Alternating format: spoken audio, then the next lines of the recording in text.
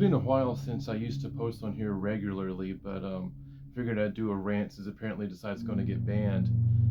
So as everybody's heard, TikTok, apparently going to be a ban going through on TikTok in the U.S. But what a lot of people don't know is that, according to a lot of sources that I've read, if the ban goes through, TikTok is going to go, as they say, go dark. In other words, they're preparing to shut the entire site down entirely if the ban goes through. So if you have any content that's memorable to you or has any sentimental value to you, any content creators or anything like that, I would recommend downloading their videos and archiving them. I've downloaded a lot of videos from content creators I have enjoyed a lot over the years just to save the memory. Um, what else? It's to me it's sad because if back when I used to post regularly, um, it was during a time in my life where I wasn't really having the best time. I was working miserable factory jobs that were really going nowhere because our economy and inflation was just skyrocketing so fast. Didn't really have a social life outside of online and gaming, and it wasn't really the best time. And so a lot of the enjoyment I got off of making TikTok videos and also a lot of the content creators has sort of built up a sort of like sentimental feeling towards a lot of it. So it's sad to just see that it's possibly all just going to disappear. Hate to see it.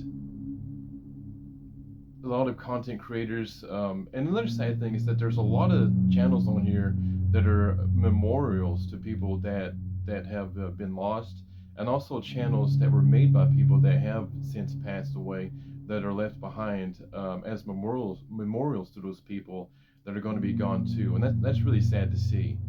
Um, so, in my opinion, the whole thing about why they don't like TikTok has nothing to do with anything, any kind of Russia's China spying or any of that bull crap. I think what it actually has to do is because of the way that TikTok functions. As for example, with YouTube, everything's done through mostly search algorithms. It's owned by Google, and Google does the same thing, in which they manipulate their search algorithms so that they can make sure that you only get results that they want you to get. And they openly admit that they do this. That's why when you search, try to find, oh, I want to find some information about this such political topic, and all you get are these pre-approved generic content creators and news sites. Well, TikTok isn't like that. TikTok, you go to the suggested feed and you swipe through all of these, and a lot of it is not big content creators or pre-approved professional content creators. It's a lot of just regular individuals who are just doing this as a hobby, and you're getting a lot of different views and different information fast and real quick and within like a couple of minutes. And I think that's why they don't like it, because you're getting a lot of unfiltered information on things. For example, the way they try to cover up how bad the Hurricane Helene damage was and how devastating that was, all mass media was downplaying it, but it was sites like TikTok where you were getting a lot of quick raw footage of the destruction that was really going on in those areas. Yeah, they don't like that kind of thing, and I think this has to do a lot to do with that stuff.